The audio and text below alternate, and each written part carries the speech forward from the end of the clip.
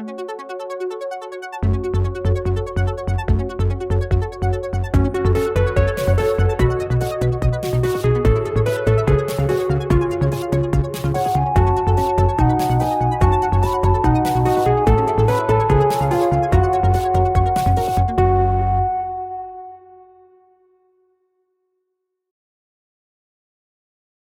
everybody. Hey. Hi.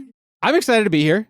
We got some more combat to do, Yeah, we do. and it's harrowing, right? I mean, So not that much more combat to do, given how low Well, on HP we are. there is, some amount of combat left to do. And I mean, you don't want those easy combats, right? Like, No. just a slug was like, oh, yeah, we're just checking the box. And we're just like, oh, these mooks, we're just chewing through enemies, right? Like, no one wants that.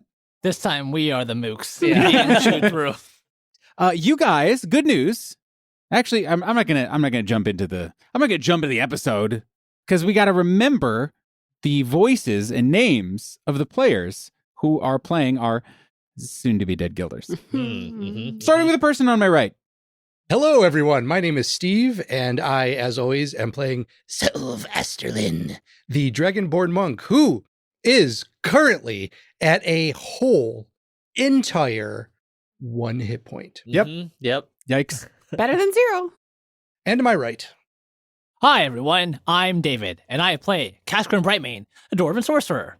And I have, similar to Steve, a whole whopping 2 hit points. Really? Wow. No, it's actually, I was trying to figure out if there's like a binary joke in here, because I actually have 11 hit points, which is 2 in base 10, but Why are you like I this? don't know. So just desperately clawing for the meme. David, just know I love you that you tried to figure it out. About I have it. 11 HP. And to my right, Hi, everyone. I'm Jonathan, and I play Checkers, the Grung Druid, and his trusty frog pal, Mango and Junior, and Billiam for this episode. And Checkers is currently groveling on the top of Mango, laying down, paying deference to the Jailor, who has decided that all of us must be smushed by his massive warhammer. Yeah, ideally. crushed between his massive thighs. Well, we'll see how things go, I suppose. Depends on how much stunting I want to do on you guys. I promise I did not design this encounter as a, this will humble those fucking guilders. It's more of like, well, if I'm going to TPK you, I guess I might as well make it fun. And I guess I roll to crush your head between his thighs, I guess, since that's what you want. and thank you for that mental image of the jailer just 24 hours a day with a thigh master. We are all but watermelons before Yikes. him. And to my right, Hi, everyone. I'm Sophie, and I play Valeska Carter, the human asterisk cleric asterisk of the Arcana domain. And Sophie, really can't handle the suspense of if Val will die to this Warhammer right now. You probably won't die. You've rolled really well. Outright. All of Yeah, them. outright. Unconscious, maybe. Neither are good. You guys are in a bit of a sticky wicket. You are desperately trying to rescue the FarEye Grumbingle, who has kind of been pointed to you guys as a potential source for information or resources or something. You guys don't actually know what yet. And so you guys are facing down only one mithril golem. Again, this kind of strange, amorphous, semi-humanoid bit of liquid metal. But only one, because Checkers has successfully jailed the other one. Nice move. Indeed, the Jailor. You have spent a lot of time destroying the various control consoles here in this room. There is still one standing, but you have targeted the 2 that the jailed FarEye has kind of pointed out to you to be like, kill those guys. And you have done so, and I, as GM, knowing that you are in dire straits, will tell you they could have been much direr had you not done that. So, good job there. Genuinely, you should actually feel very good about that, even if things don't look their best.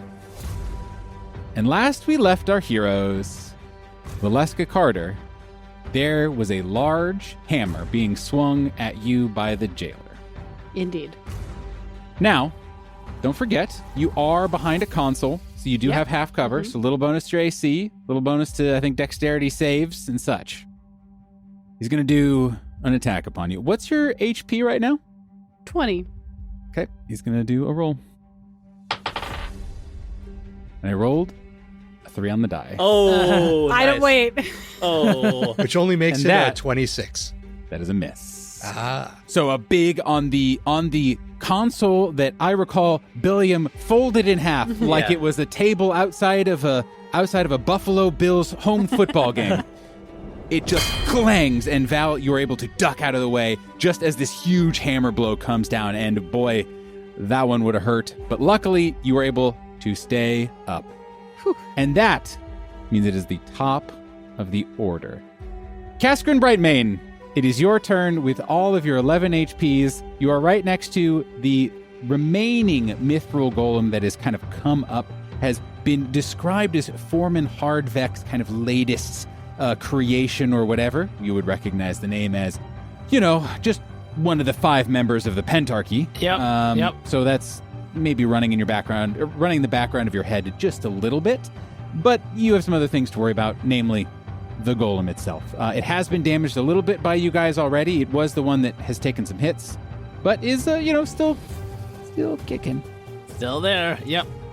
I am going to start by using a bonus action to drink one of the potions. Seems that reasonable. I have a minor healing potion, which heals 2d4 plus 2. But because I'm also a special boy, it heals maximum amount. Different, So, yeah. different A special special boy of a different flavor. yes, so I heal 10 HP with that bonus action. I am going to also keep trying to hit this thing and see if this works at all. Please, God, dice, don't fail me now. First attack with my Warhammer against the Mithril Golem next to me. 13. Miss. Second attack. Oh my god, it's another 13. No. Miss. I'm not going to move because that's going to provoke an attack of opportunity. I guess I'm done. David, I neglected to give you some information Okay. last time, and I don't think it would have changed this turn, but I think it might be useful information for the party moving forward.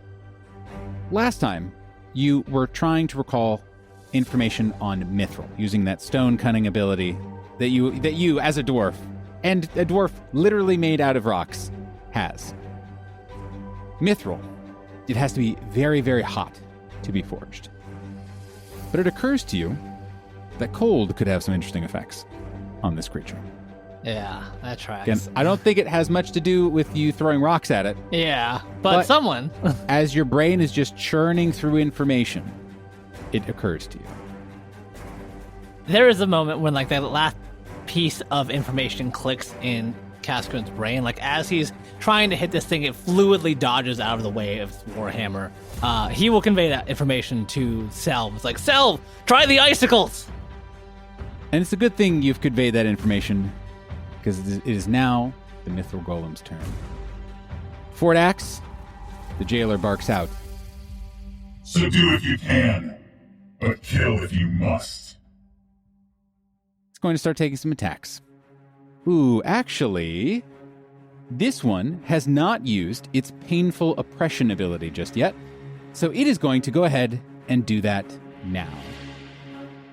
Surgically, it moves throughout the entirety of your party, and once again, tries to hit you in particular pressure points all over your body and inject little bits of poison and such into you. Hey, everybody! Give me a Constitution saving throw, and yes, you get advantage because it is poison, Yay. David. Val fails miserably. How miserably? By more than 5. Yikes. Checkers succeeded, but both Billiam and Mango failed by more than 5. Okay. Cascarin failed, but not by more than 5. Just a Okay. regular failure. Selv with a 12. So you fail, but you do not fail by more than 5. Those of you who failed are going to take a little bit of damage. 8 points of poison damage. And those of you who failed by 5 or more are knocked prone. Selv is down. Mango is also gone. Okay. As a bonus action, is going to go up to Val and try to chuck you into a Come on. into a jail cell. But you do know this thing is not intelligent. Mm-hmm. And the closest jail cell to you is a jail cell that can no longer be locked Oh, because you guys have destroyed the panel. So Val, in the fleeting moment, would understand this, this actually might work out better for me. but also it is going to still Fair. huck you 15 Huck feet. me. So could you make a dexterity saving throw, please? A natural Oh. one. You I get hucked even further. you are flown 30 into a feet. wall, and you do not take any extra damage. But yeah, it is undignified, I guess is what I'll say. It does like a little sweet lasso trick with me. yeah, Right. Yeah, it between the legs, it does a fadeaway jumper, and man, Nothing but net. nothing but net the whole time. It's pretty much a bummer. But again, you actually take no damage from this Great. attack, and I would imagine there's a moment of panic where you're like, oh fuck, Yeah. like I'm in trouble. And then you're like, wait a second.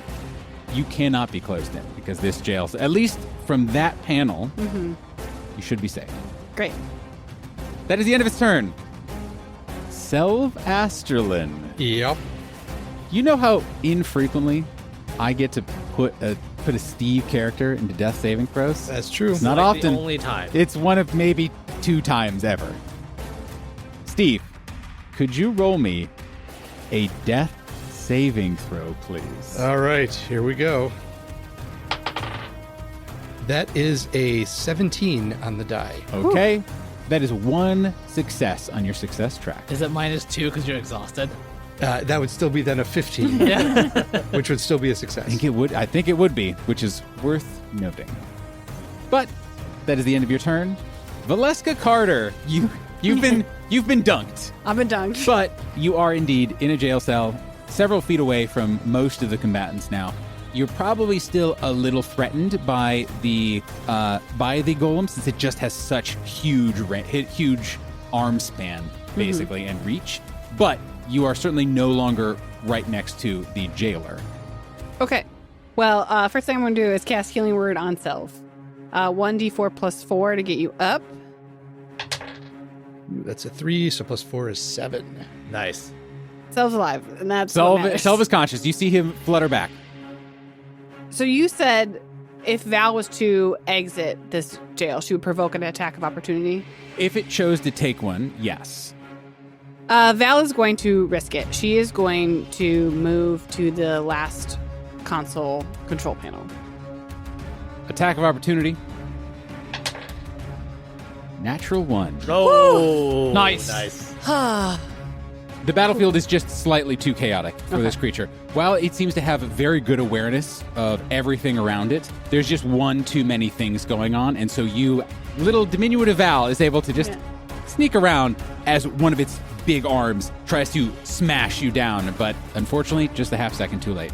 You know, Sophie, really like to think that it was just too busy, like, dabbing on Val to realize that she snuck out of an unclosed jail cell. It was feeling too good about the fact that it just hooked you in there with perfect form. Right. Yeah, because it uses like 6 arms to do it. Yeah. Yeah. It's running a victory lap around the room. It hasn't just stopped to do it dancing yet. Yeah. Okay, so now that Val is at the control panel and she can read everything, what button corresponds to the door of FarEye Tatarunga Grumbeetle? Give me another perception check, but you can have advantage since you have already deciphered one of these already. Now it is just a question of, again, kind of how many actions is this taking to find and identify and push the right buttons. It is a 19. I'm going to say with a bonus action, you're able to perfectly read, perfectly identify, and push the singular button that is found here. You do see, while you are scanning, notably, before I give the big reveal, you see a button for the fire sprinklers. You see buttons controlling all of the different cells. You also see a door control that locked you in here. And I would say those are the main ones you are able to kind of quickly identify. I have not used Val's action with that. As bonus action, you can push a button. I have already bonus action healing word self to be alive. So, can I use my action Absolutely. to open? Val will yell out to the party, I'm opening FarEye's door. This feels like the right move. And presses the button.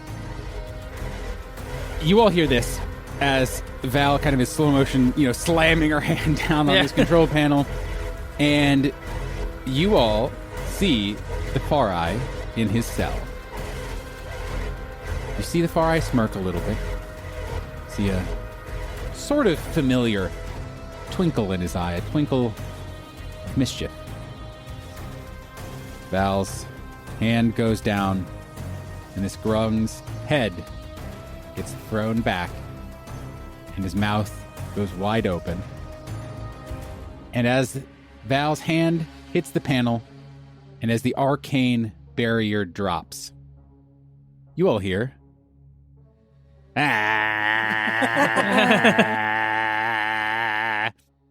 as it uses psychedelic drone. Each enemy within 60 feet of the seer who can hear them must succeed on a wisdom saving throw or take psychic damage and be dazed for 1 minute. Are we enemies of the FarEye? It's an interesting question. Realizing I probably should have vibe checked him before I opened his door. Yeah. Unfortunately, both of the remaining creatures in here save, so they are not stunned, but still does some damage nonetheless. Good news, we're not enemies as of now. And none of you take damage. Nice. Even though I'm sorry, Sophie, you would be immune I was ready. to this psychic damage, but alas. That is 14 points of damage. Nice. Okay. Pretty good. Halved because they saved, but, Any damage? It's something, yeah. it's something. This is the first damage that the Jailor has taken this combat. Oh, no. I've missed 5 attacks in a row. Yes, it's been pretty I've been preposterous. trying. You've been working very hard. All right, Val, anything else for your turn? Val has healing word self, so he is conscious. Battle trigonometried her way around to the control panel and freed the FarEye, who has passed Val's unofficial vibe check as of this moment. He's not seemingly attacking you at this juncture. And that's the bare minimum. We'll take that at this point. Checkers. Yes. The FarEye is out. Yay. And things are still pretty bad looking. So Checkers is currently groveling on the floor in this pile of mud that yes. was once Mango. And he's crying out, I'm sorry. But really, he has his fingers crossed this whole time. I don't think that's how it. That's how Commander works, I'm pretty sure. That seems like it would be an involuntary thing. Like anytime Checker says he's sorry, he crosses his fingers. Yes. So it's like almost an It's a involuntary. twitch, yeah. It's like a muscle memory thing when those words come out. So unfortunately, the cross fingers does not enable him to really do much of anything. No, He's but still- it does speak, I think, to his willpower. Yes. That even though he is under the command of someone, he's like, not all the way. I'm still in control. So he's stuck on the ground, prone, but he still does have one frog out there. And what Billiam's going to do is he is going to smash into this mithril golem to try and keep it away from Checkers, keep it off of Kaskrin, and just try to get some more damage in. So he's going to attack. That'll be a 19 to hit. That is a hit. Nice. 8 points of bludgeoning, but non-magical damage. So it does a little less damage Yeah, than you would okay. hope. Unless, wait, have you installed an adamantium or mithril tongue? Sadly, On Billiam. not yet. Bummer. No. And because Checkers is stuck groveling, that is the end of his turn. Okay. End of the round, which means it is the Jailor's turn. Is the final action of the round, I should say. That was a little misleading. I apologize. As its first action, the Jailor gives a mighty tug on his heavy chain, Yes. attempting to bring the frog ever closer. Okay. Please make me an opposed grapple check using athletics, acrobatics, etc. I'll do this with acrobatics. Natural 20. Hey! There you That go. is that is a success. I rolled pretty Lovely. bad on that one. I gotta switch my dice out again. Yeah. I gotta use those other dice that rolls. Well, not. that. I'm dice. using the good dice again. No.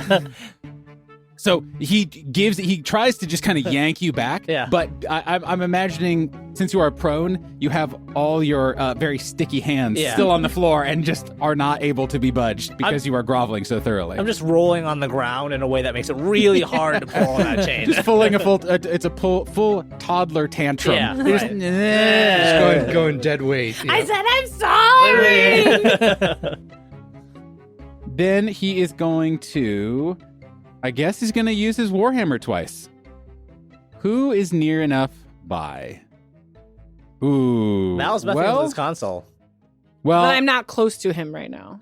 and his prisoner is loose. That's true. And that is truly not going to happen. Like, of all things that he is responsible for, that's got to be on the top as the jailer. So he... As he is still, he throws the chain over his shoulder, trying to drag this toddler checkers with him, but alas, doesn't work. So he gives it a little bit of slack. But he is going to walk over to Val and the FarEye, who are standing pretty close. I mean, he's a large creature, so he would be able to give a whack Yeah. upon the both of you. So, first attack. Let's do the FarEye first. Can Val, as a free action, have ducked and gotten half cover behind this you console? would have half cover, Right. absolutely, but regardless. So yes, so first attack against the FarEye, who is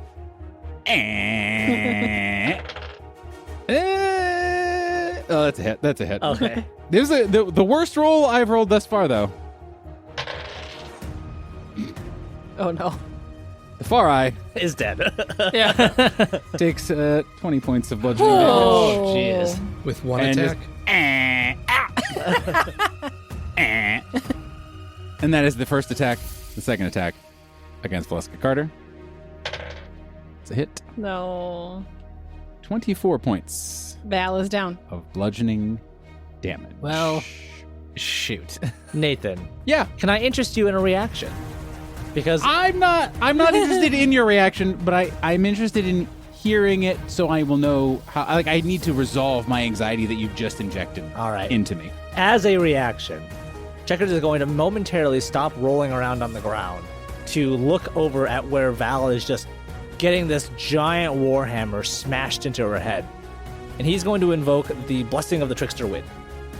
Right before this hammer connects with her, a dozen jingling kites shoot out, and one of them just gets in the way of the warhammer, and I'm going to send that warhammer straight into the master console. It immediately crumples. Nice. And you see the jailer kind of straighten back up, look up at Val, look at the FarEye, turn and look over his shoulder, not entirely sure what just happened. And he holds his warhammer up and again, ready to continue his assault.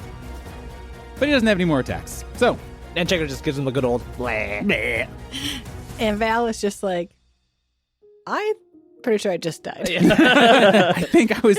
I died. think I did. I just get Final Destination. I think. Uh oh.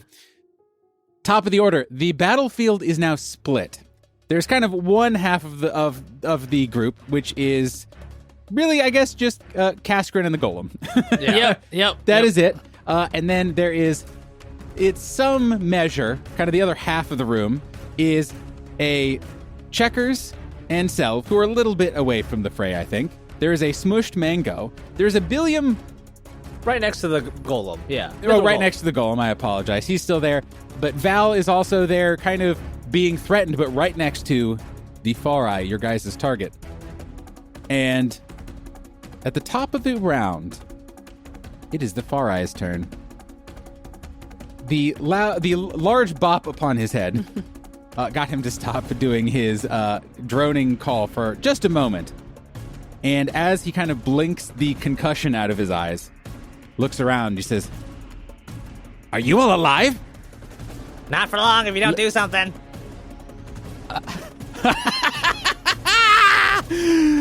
And then he says a magical word. In fact, a healing word. In fact, a mass healing word. Upon all of you. You all regain 1d4 plus 5 hit points. You can each roll individually. I feel pretty good. Oh, okay. As an action, it is going to use its repugnant beam. Okay. So it extends as part of it. It like says this like just very joyful word of magical power, and you guys all feel invigorated by by the Grung's sudden magical presence, and you can feel how happy he is. That is what this magical healing is that he is so filled with happiness that you guys are here, that you are all lifted in spirit just a little bit. And then he croaks out a additional curse upon his enemies and is going to fire out a couple of beams against his foes. First one against the Jailor. That hits. 9 points of radiant damage. Oh, Nice. wow. The second source of point of damage that he Yeah. has taken Nice. on him. Second attack, it has to be against a different target, so he's going to attack the other golem. 15 on the die. See, my dice rolls are coming back around for you guys as well. Whoa, that is 3 6s on 3d6. Damn. Holy crap. All right. He does 22 points of damage. So we don't need to hit these guys. Nathan will just do it for us.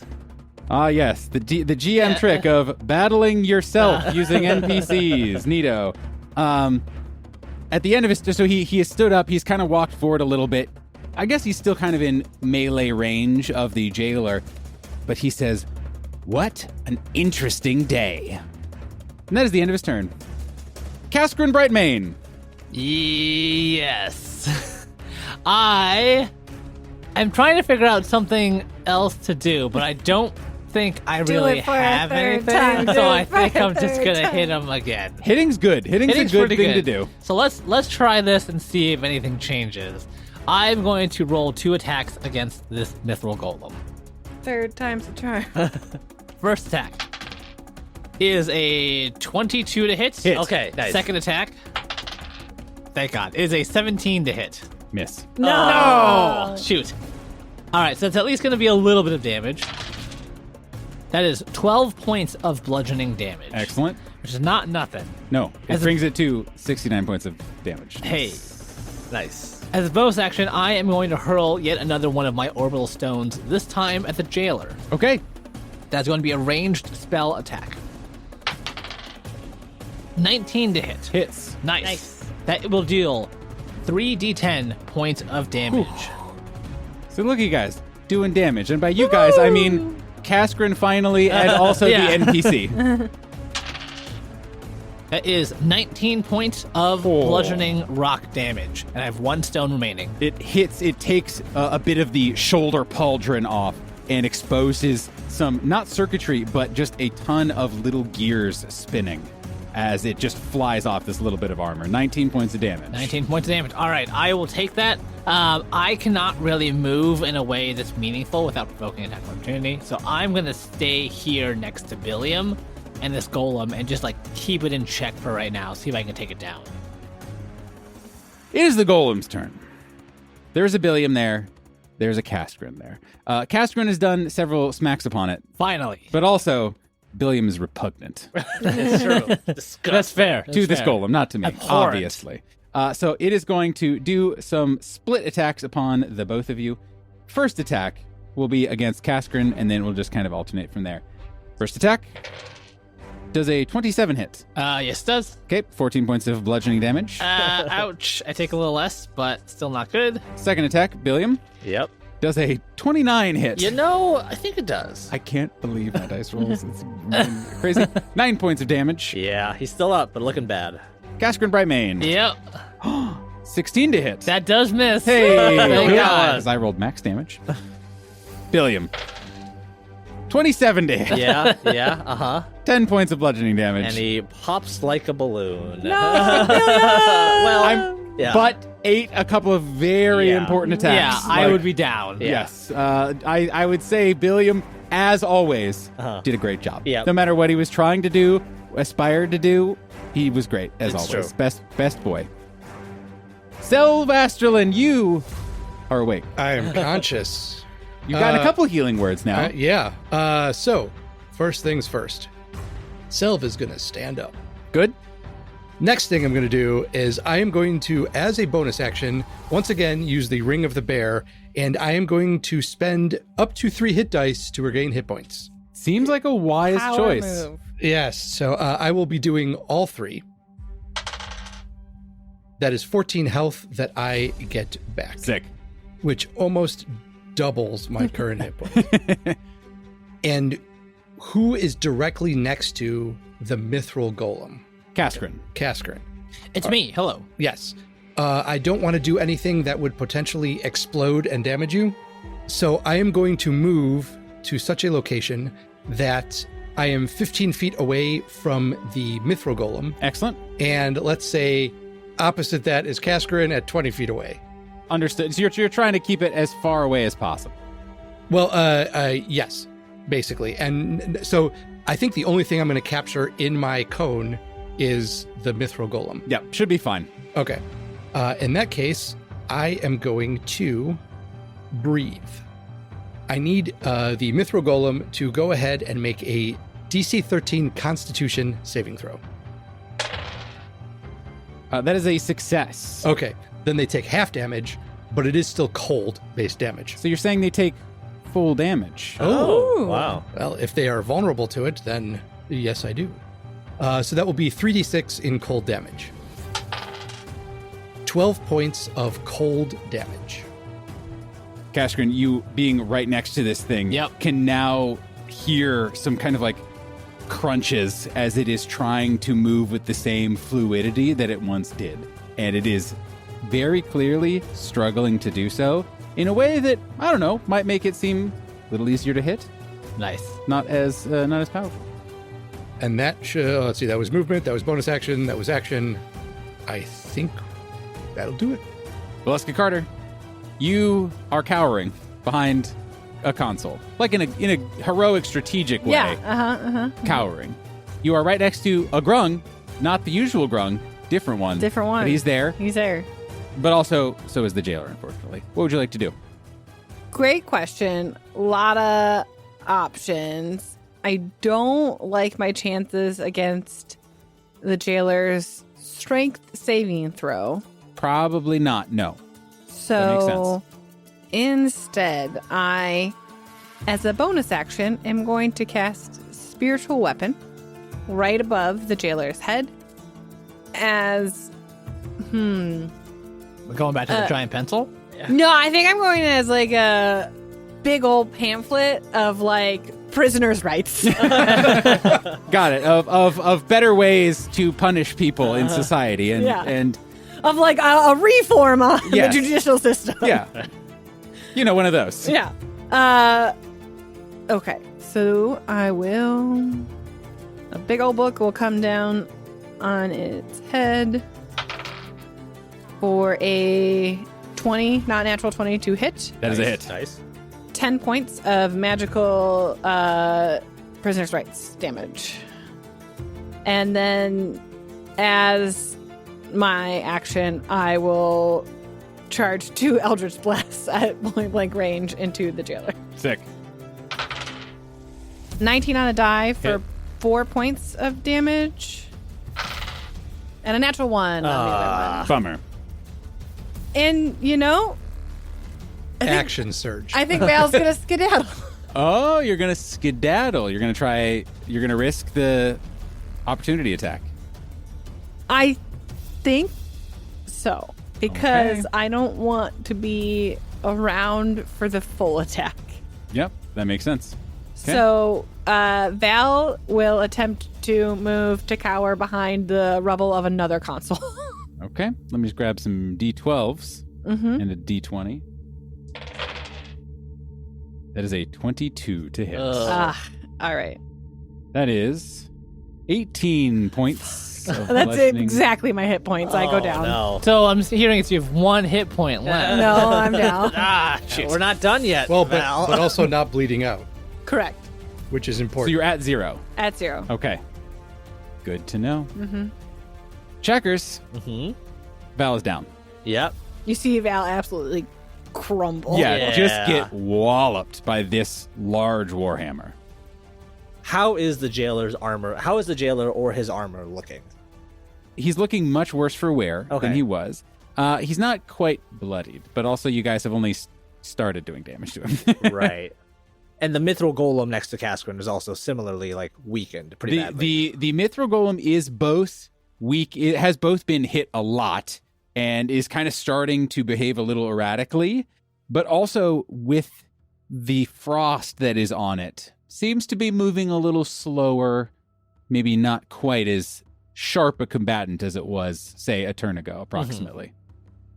So Checkers is still stuck at the end of this heavy chain, and now that he no longer needs to grovel, he has a few options. I'm going to cast the second level spell Spike Growth. And what this looks like is it's a 20-foot radius around the base of this jailer.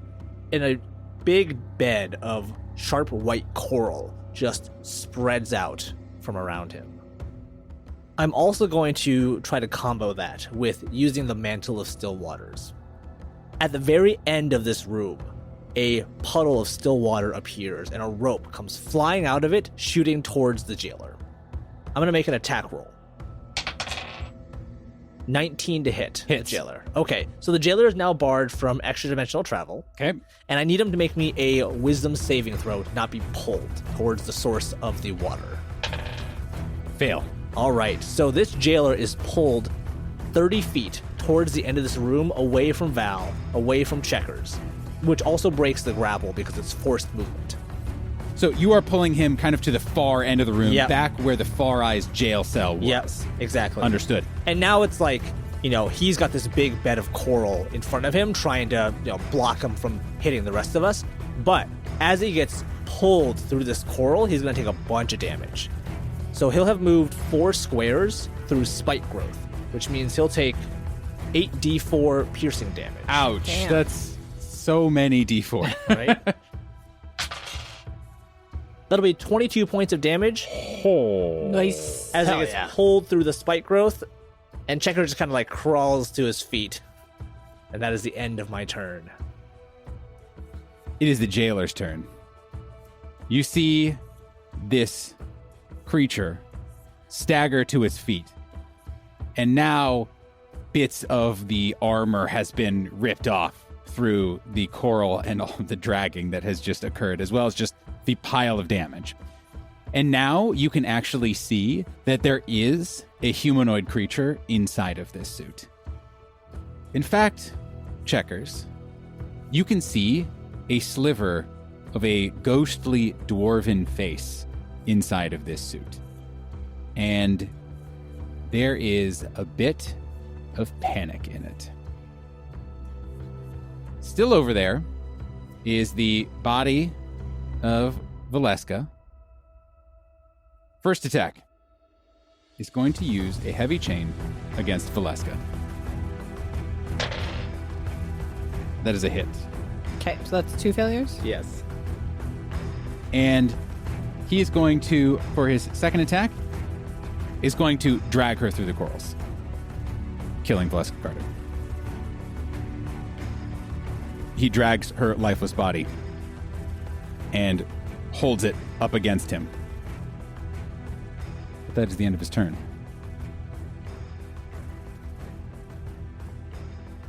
So Selv looks over towards Val and just screams out, Valeska! And fixes his eyes on the armored figure that is now holding her. Going back to the very beginning, the letter that Selv had received at the monastery asking him to join the guild had specifically requested that he join because he would be kind of the calm center of the group. And looking at him now, all of that is gone.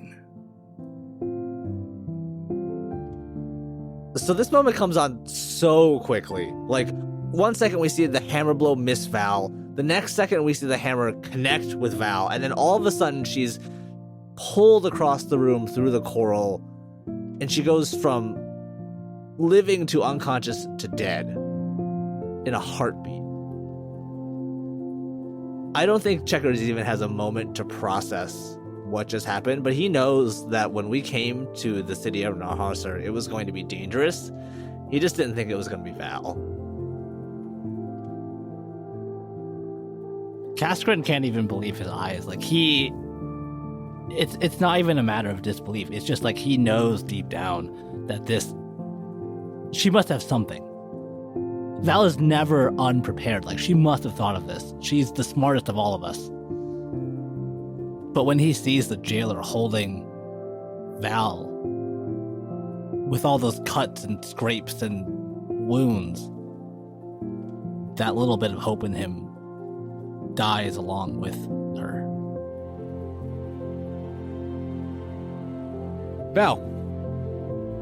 What do you think Val sees as she fails her third saving throw? I think she sees Valkyrie. I think he is incredibly worried, but putting on a brave face. This is not the first time this has happened, but it is the gravest time they've encountered this. I don't know if Valkyrie even says anything, but he looks at you with his one singular eye and grabs your hand and gives it a squeeze. And then you smell something. A salty, briny smell. And the next thing that you see is not Valkyrie's eye. It is the eyes, the far eyes, of Master Grumbingle. Oh. You are 10 feet up in the air. Your spine is still being crunched, and you can't breathe very well. But right in your face is that of a ghostly grung. And he says, "This place has plenty of death as it is. Let's not add to it, shall we?"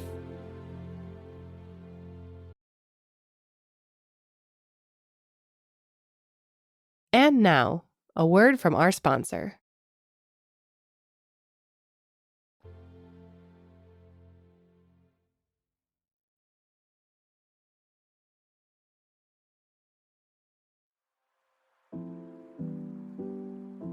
Hello, everyone. GM Nathan here, and welcome once more to the Midroll. This is where I remind you to follow us on all the social medias, particularly on Twitter at reckless_attack, where we are posting a variety of frogs and memes, and frog memes, and meme frogs. You can find all our socials by visiting our website at recklessattack.com, and much more. If you like us, consider supporting us on Patreon. It's one of the best ways to help us grow and improve the show. Early ad-free episodes, level up talkbacks, and oodles of other stuff await you there at a variety of tiers. Lastly, don't forget to tell a friend if you're enjoying the show, or let us know by leaving a rating or review on your podcatcher of choice. That's all from me. Enjoy the rest of the episode.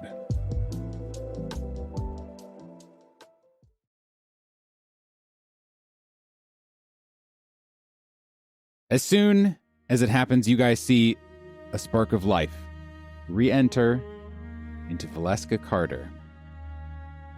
But things are still looking a little grim for you guys. This situation is extremely dangerous. You know that Val doesn't have a lot of HP. You know that most of you don't have a lot of HP, and this is very serious, and that you have to finish this. Kaskrin Brightmane. Yep. There is still a mithril golem who is indeed a little frosty next to you, and you are kind of alone on this side of the room. Selv is probably the next closest, but even he is probably 15 plus feet away. And so right now, it is you and this mithril golem. What would you like to do? Yeah. So I am going to try and take advantage as much as I can of the opportunity that Selv has bought me with his dragon's breath, slowing this creature down just enough to let me get a solid hit in. I am going to summon the extent of Kaskrin's magical prowess and cast my 5th level spell, Brutal Barrage. Kaskrin is going to kind of reach his hands towards one of the open jail cell doors, and he clenches it, making a fist, causing cracks to form on the side of this thing. And you can see these cracks kind of spidering out as the jamb of the door begins to crumble. He hurls his arm forward as if he's pulling a great weight, and shards of obsidian break free from the door of this cell and spear themselves into the mithril golem in front of him. I cast Brutal Barrage at level 5, and I'm going to make 5 attack rolls. Yikes. Oh. Does a 17 hit? A 17 does hit. Hey, Yeah. nice. Now it does. Oh, perfect. Previously, it did not, but indeed, it is moving just a little bit slower than it did when it was less frozen. Hell yeah. That is going to be 6 points of damage, and it is knocked prone. Unfortunately, being a semi kind of gelatinous creature, it is not knocked prone. All right. The next 4 attacks, I'm just going to make one after the other. That is 2 hits, both of them 19. And then 2 misses, a 2 and a 1. Oof. That's going to be additional 2d10, 2d12 points of damage. Luckily, I rolled nearly max damage on Oh, that for nice. 25 points of additional magical bludgeoning damage. Magical Hell yeah. bludgeoning damage. We needed that. Kaskrin Brightmane, Yes. please describe your kill. So the first shard rockets from the door of the cell, impaling this thing in its chest and causing it to lose momentum. The next one hits its arm, pushing it farther back. The third one hits its other arm, pushing it even further back. And I'm going to say the last 2 kind of pin this thing on its arms and legs, pushing it all the way back to the edge of the room and pinning it against the wall, where it suddenly spasms, loses its form, and then melts into the grate's below. Hell yeah. couldn't Way said to it go, better myself. Cass! So with this thing down, I am finally free to move closer towards Valeska and the Jailor, and where FarEye, Chaturanga, Grumbingle? Grumbingle. The grumbling. That's why I've exclusively referred to it as the FarEye, Yeah, the because it just FarEye. takes a lot of time to say. I'm going to move 20 feet closer towards Valeska, and I'm going to do something I also probably should have done a while ago. As a bonus action, I am going to rip just another little bit off of the wall, and Valeska, you find yourself covered with obsidian knee pads, arm pads, and a little apron, a little heavy leather apron that's made out of obsidian. Cool. You are now my squire, and I can reduce some of your damage should you take more of it. Great. I'm currently wrapped in a chain whip, so I can't really see anything except my knee pads, but I know they're there, and I feel emboldened. I would like to point out, you are wrapped by even more than that, because you are also wrapped by the robotic arm of the yes. Jailor, as it is actively crushing you, Mm-hmm. but also you are wrapped in Grung. Yeah. Because the FarEye had to literally use an ability called Hop to jump over the obstacles and just splorch onto you to revive you, and is indeed still there, as he says, "Whoa, you got cool shoes. Cass gave them to me.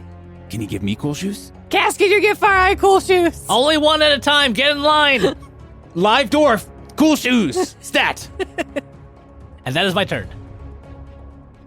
It is not the Mithril Golem's turn. Yay! Thank goodness. Instead, it is Selvastralin's turn. Ooh. So, keeping 15 feet away from the Jailor, my question, Nathan, is that along with the spike growth / coral that is in the area, giving difficult terrain and hurting people that walk through it, am I able to run up the side of the wall, jump off the wall and onto the far console that was broken, and and land safely there, or at least try to land safely there, and still be within 15 feet of the jailer? Yes, but. Okay. So here's the deal. The jump is well within your natural ability to get there, but because you essentially have to do a twisting backflip off the wall, very monk shit. I will still ask you to roll an acrobatics check, please. Sure. It's not going to be in further consideration. I think because of what you're doing, I think it will be not as hard, but I still will need a dice roll. Sure. Only a 21. Cool monk shit engage. Yeah. You see Selv run up, he runs up vertically, kind of in the dividers between the cells, runs perfectly horizontally, essentially alongside the ceiling, and then sick backflip across the thing, perfectly landing on, kind of doing like a Jean-Claude Van Damme splits between the broken console. Excellent. And then, as Jean-Claude Van Damme, I am going to punch twice. I'm guessing 8 will not hit. But does the 18 hit? That does. 6 points of damage. And then I'm going to spend a key point, and I am going to make the jailer make a strength saving throw. Natural 2. Oh, wow. Ooh. Really? For a total of... Misses by a bit, yes. Ooh! Well, I've got some good news for FarEye and Valeska. The jailer is pushed 10 feet and knocked prone. This large robot staggers backwards, and you can hear the whirring of circuitry and the big clomps as it is trying to maintain its balance while also holding a whip and warhammer, and also Valeska and FarEye. Valeska and FarEye. Well, because of the movement, Valeska and FarEye are no longer held. Forward forced movement should break the grapple, correct? It does, yeah. But then we have to question where Valeska ends up in the spike growth. Yes, indeed. So the jailer will take 5 points of damage from being shunted through a bunch of dead coral. But in the process of doing so, Valeska and the FarEye are also going to end up in that same coral. As a reaction, Kaskrin is going to magically empower the Squire gear that you have, Valeska. And he's going to spend 3 sorcery points to reduce the incoming damage you take by 3d8. Oh, dang. I'm trying over here to kill Valeska with spike growth. So hard. How much damage have you done with spike growth to your own party? Yeah, a lot. Once again, Jonathan and I have conspired outside of the session to be like, who can we kill and how can we brutally kill them in the most gruesome way possible? And you guys are ruining it. So Valeska falls. Jonathan, roll that damage dice, and right. I will spend my resources to mitigate that damage. All right, hang on. So Valeska is going to have to take 2d4 points of damage as she tumbles into the coral. And I'm going to roll 3d8, and there's a real chance Valeska still dies. There's a non-zero. 3d8 is... I don't know what the math medium. is on this. Well, you Roll don't, bad. you don't have to roll if he rolls a 2 or 3. Yeah. Roll bad. No, you have to roll. I absolutely... Oh, Jonathan, yeah. hide your roll. Okay. David, tell us your roll. All right, hold on. Is it David. more than 8? David. It is more than 8. Hey! Okay, what'd you roll? I actually only rolled a 3. Hey. Yeah, there you go. There we Okay, see. That's we had to at least try to Yeah. build the drama. Yeah. My thought was I had to get you out of there because if the jailer had you, that's pretty much automatic damage the next time Yeah. it goes. And Steve, so I it am was- not. I do not hold it against Yeah. you. That was a great turn. Hold it against checkers. Yeah. Yeah. I was ready to go down again.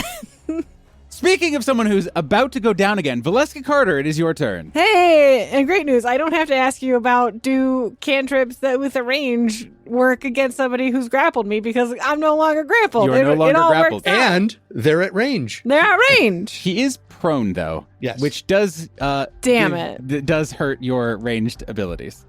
We don't even need the jailer. We're doing just fine hurting ourselves. Yeah, yeah. As Val lands in the coral spike growth with her cool shoes, Obsidian shoes. she's like, what? Okay, I'm still alive. Just don't move too far in those. They're not that sturdy. And Val will cast Healing Word on herself. For 5 points of health. Oh, that's more. That's more. That That is the minimum amount of points Okay. that I can heal with that spell. And then without moving an inch, Val will cast Toll the Dead. Being as still as Being possible as as you can be still while as casting possible. a spell. Using no somatic or material components. Just T-posing, very still. Bong. I will need the jailer to make a wisdom saving throw. DC 16. 18 on the die. Ah, Boo. lame. Minus. And plus, alas. But Val is alive and she's not moving. And she uses her free action to be like, I can't thank you enough, FarEye. We'll figure out a way out of here. Don't move. Checkers. Yes. I'm going to take a page out of Selv's book, and I'm going to leap onto one of the nearby ruined consoles that is surrounded by dead coral. I don't have to do cool monk shit because I have a 20-foot standing jump. You just kind of, I think, are you going to the, so depending on your range, you might have to go to the one that Sel was on, but Okay. I'm totally fine ruling that there's room for both. Okay. I want to be within 30 feet of the jailer. So I imagine I'm having to go to the same console that Selv is on. And what I will do is, as an action, I'm going to throw out a jagged fishing hook to try and hit the jailer with a thorn whip. So this is my d20 roll. A natural 1. No! A natural Wow. 1. All right, so that didn't work. But what I will then try to do is, as a bonus action, I'm once again going to invoke the Mantle of Still Waters. And what this is going to do is, since the jailer has already been tethered, it's going to try and pull him towards the source of the water, which hopefully will move him 10 feet through the spike growth. I think that tracks. That'll be a DC 17 Wisdom saving throw. Fail. Fails. Okay, perfect. So all that happens is that he gets pushed back through the Fist of Unbroken Air and then yo-yoed back into the center of the spike growth with the Mantle of Still Waters. He's going to take an additional 4d4 points of damage. That'll be 10 points of damage from the coral. And I'm going to drop the spike growth because it seems I've caused enough trouble. Val's like, this is great. Got dropped by the jailer. He's been moved 10 feet away. My spell didn't work. That's all right. I healed a little bit. He's still 10 feet away. It's fine. It's fine. And then, oh, fuck, he's now right here again? No. He back. No. And the jailer, sparks flying, stands up. The jailer glares around the room. Again, you can still see just enough face to see the contempt and anger, but a little trickle of worry on his face. And he lashes out to Checkers. Of course. So first he's going to make a heavy chain attack against you. That is a 27 to hit. Yeah, wow. The dice is back, baby. That hits. Yep. 17 points of Ugh. bludgeoning Oh, damage damn. as this huge chain wraps around you. You are grappled. Yep. I'm looking really bad, guys. Feeling that you are locked down, he's doing 2 attacks. He's doing 1 attack against Selv. And he's going to do 1 attack against the person that he has seen cast healing spells. Yeah. First attack. 17 to hit. AC 18. Nice. He finally missed one. So huge Warhammer strike. I think this is the first one that Selv has encountered directly, Yes. if I recall. And it is just surgical. Second, Gillespie Carter. 13. Oh my god, I think it's 14, wow. That's the only dice I just never hit Val. I rolled a 3 on the die. Oh my god. I'm also going to say, I feel like Whoop is going to be like, you're so stressed. I don't know what just happened, but you screaming and flailing away from the microphone somehow fucked up my headphones in a way that makes no sense and that is delightful. Ah, there we go. Okay. 2 huge Oh, misses. Wow. damn. Jeez. Well, not 3 misses. I mean, let's not Yeah. be ridiculous. Missed by 1 on each of these attacks, and they are rippers, as you may recall. Now, it is the top of the round. And it's the FarEye's turn. He's coming clutch so much this battle. And once again, he looks around and he says, "This is one of the best days I've had, and I don't know how long. Thank you!" And he does this kind of weird sonorous sound that you guys all recognize by now as being magically infused, and is going to once again cast Mass Healing Word on everybody. So please, please roll 1d4 and add 4, and that is you get that HP back. As a bonus action and as his move action, he is going to use his hop ability. Nice. He's going to pat Val on the shoulder, and he's going to give a wink, and he's going to jump straight up onto the ceiling. Cool. Perfect vertical, does a 180 flip, and just plap right there. And going to start moving away. Crazed as he is, the Jailor is going to try to take an attack of opportunity against him with his Warhammer. That was a better roll. Yeah, okay. That one does hit. Please don't kill the FarEye. No, we need him. The FarEye says, "I've died enough. What's one more?" No, my best friend. Well, he takes quite a bit of damage. He takes a hunk of damage. No. So you can see this connects. Yeah. Like it caves in his chest a little bit and stops his progress for a second. Just, and he gives another froggy thumbs up as he he's now doing, kind of when you get the wind knocked out of you, you just have to crawl on the ground for a little bit. He's doing that, but up on the ceiling as he's trying to complete the last 5 or 10 feet of his move. I'm fine, guys. No, FarEye. Keep it up. You're doing great. Oh, no. No. Cascarin Brightmane, your turn. Hello, it's me again. I'm going to try to finish this off once and for all. We'll see how this goes. Cascarin is, I want to say maybe 30 feet away from this creature. He's from the Jailor. The Jailor his armor's looking worse for wear. Mm-hmm. But yet he remains as menacing as the first time we saw him. Indeed. Maybe more. He seems maybe more Yeah. desperate than he did previously. Yeah. FarEye has taken this big hit and has landed on the top of the roof. I am going to cast Twinned Catapult at level 3. What this looks like is Castor kind of runs forward, and in the same way where he's just pulled shards from the wall, these chunks of obsidian, he's going to do the same thing and reach towards the roof. These two long strips of obsidian peel away from the roof and begin rocketing themselves down.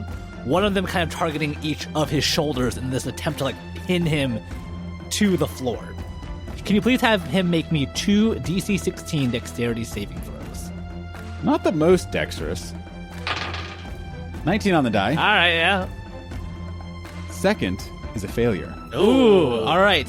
Because I have cast these at 3rd level, he's going to take 5d8 points of damage. Wow. Whew. I rolled really well. Nice. Mhm. Okay. That single shard of obsidian lances its way from the top of his shoulder down through the side of his abdomen, dealing 32 points of damage. Wow. Whoa. Shard of obsidian pierces through. Just one sliver. You see, from his half-covered face, he coughs up blood and slumps over at the controls as the whole apparatus starts smoking and tips forward. Yay! Congratulations, you have survived the combat. Woo! And so with that, we'll end the episode. See you next time, everyone.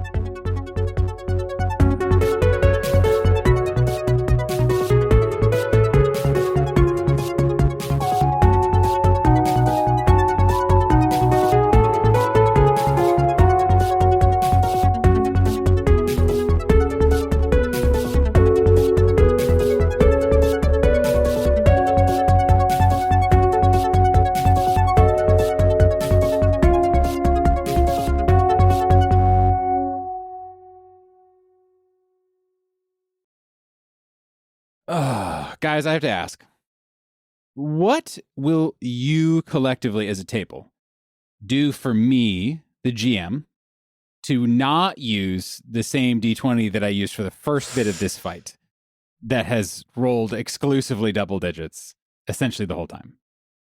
I have ordered Wingstop, and if you're nice to me, I will give you some. Well, that's complicated. If not, I will- Technically, we already there was agreed to give. kind of an agreement going in, though I see. I have altered the deal. Yeah, I see I was gonna how this maybe offer came to this Pray I direction. don't alter Any it number further. of baked goods delivered whenever you want. Any of them, I don't care. Infinite I'll bake number. whatever you want. Who cares? Nathan, I will give you absolutely nothing. Interesting. A hard bargain. Interesting. Yeah, right, yeah. Interesting. For you to keep using that dice. You know what, Nathan? I'll start a change.org petition Yeah. for the Reckless Attack Discord to get people to sign it to give Val the Mantle of Stillwater. Oh, No, good. my name. Good. Well, it's all coming. It's all being very. I love how we're now making interesting. choices by community Yeah. and not just at the table. I don't know about who we is. Yeah. You are scrounging and just clawing, trying to get anyone to be like, well, Nathan, the people have spoken. Yeah. And I say I ignore the people. I am a dictator. I know I think my petition will do anything. I just think it'd be hilarious and might make Nathan chuckle.